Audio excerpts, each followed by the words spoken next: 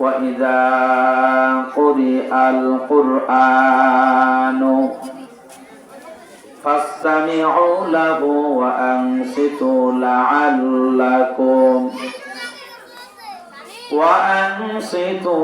لعلكم ترحمون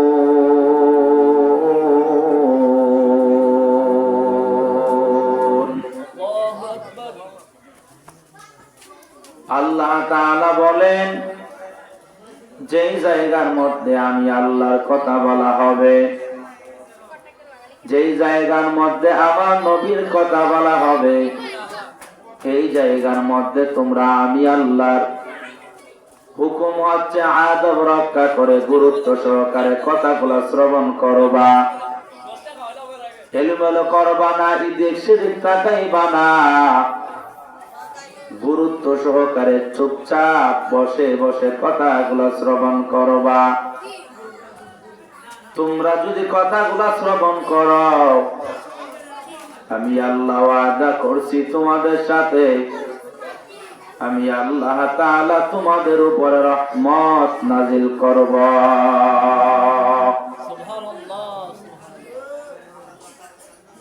আল্লাহ বললেন, আমি আল্লাহ তোমাদের উপরে রহমত নাজিল করব। রহমত প্রাপ্ত বান্দারা আল্লাহর তৈরি জান্নাতে যাবে। পয়গম্বর আদম নবী থেকে নিয়া আমাদের নবী পর্যন্ত যত নবী রাসূল আল্লাহ তাআলা এই জমিনের মধ্যে পাঠাইলেন, সমস্ত নবী রাসূল হলেন রহমত প্রাপ্ত আল্লাহর গোলাম বান্দা। সমস্ত নবী রাসূলগণের উপরে আল্লাহ তাআলার খাস রহমত থাকে। এমনি ভাবে সাহাবায়ে কেরাম সহ আল্লাহ তাআলার রহমত প্রাপ্ত বান্দা। তারা আল্লাহর রহমত প্রাপ্ত বান্দা কেমন? আল্লাহ তাআলা বলেন, তারা আমি আল্লাহর রহমত প্রাপ্ত বান্দা কেমন বান্দা তোমরা শোনো। আমি আল্লাহ তাআলা সাহাবায়ে কেরামের প্রতি রাজি, এরাও আমার প্রতি রাজি। রাদিয়াল্লাহু আনহুম ওয়া রাদু আন। সাহাবায়ে কেরাম আমি আল্লাহর প্রতি বড় খুশি, আমি আল্লাহ ও সাহাবায়ে কেরামের প্রতি বড় খুশি। আল্লাহ তাআলা বলেন, আমায় আল্লাহর হুকুম হচ্ছে আমি আল্লাহর কথা যেই জায়গার মধ্যে বলা হবে আদব রক্ষা করে কথাগুলো শুনবা। এর বিপরীত একটা স্লোগান কাফের মুশরিক বেঈমানরা বলল, না না, যেই জায়গার মধ্যে আল্লাহর কথা বলা হবে, যেই জায়গার মধ্যে নবী রাসূলের কথা বলা হবে, এই জায়গার মধ্যে হট্টগোল করবা, যাতে করে বলনেওয়ালা না বলতে পারে, শুনলেওয়ালা যাতে না শুনতে পারে। হট্টগোল করবা যাতে করে তোমরা বিজয় হতে পারো, যাতে করে তোমরা সফল হতে পারো।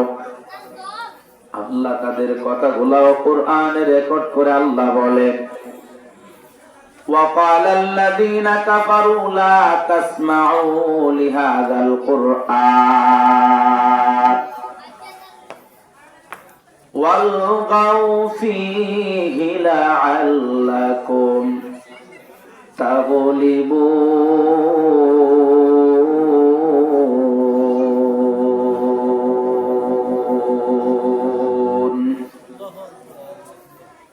আল্লাহ বলেন, এদের স্লোগান হলো না না, কথা শুনতে পারবা না আল্লাহর কথা।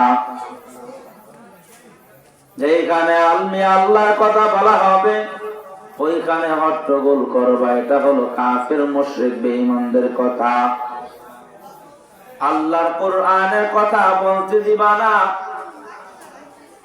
১৫০০ বছর আগে থেকে তাদের স্লোগান বাস্তবায়ন করার জন্য কম চেষ্টা করা হয় না। এই স্লোগানকে বাস্তবায়ন করার লক্ষ্যে কাফের মুশরিক বেঈমানরা তাদের নাতিপতিরা আজও পর্যন্ত চেষ্টা করতেছে কিনা বলে।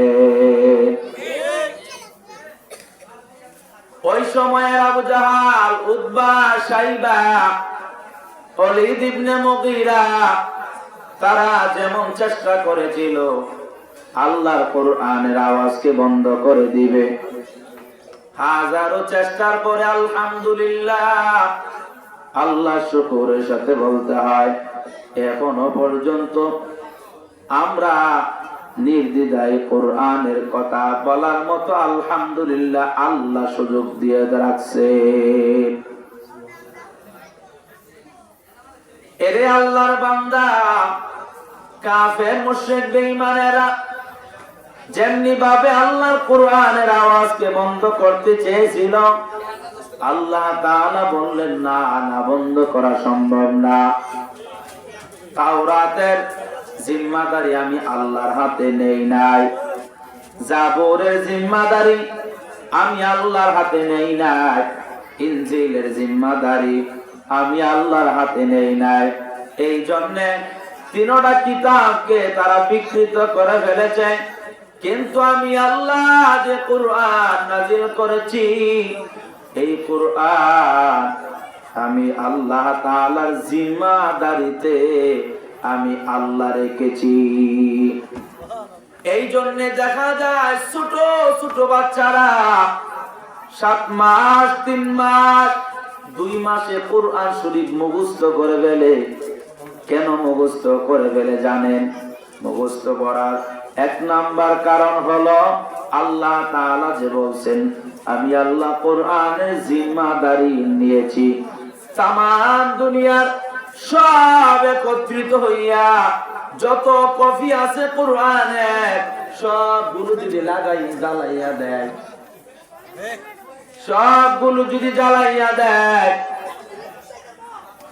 সকল বাংলাদেশ কেন সারা দুনিয়ার সকল হাফেজরা মিলে বলবে কোরআন জ্বালাই দিছে, অসুবিধা নাই, আমরা নিজের হাতে কোরআন লেখা আমরা কোরআনের বনিয়ম তোমাদের হাতে দিয়া দিব।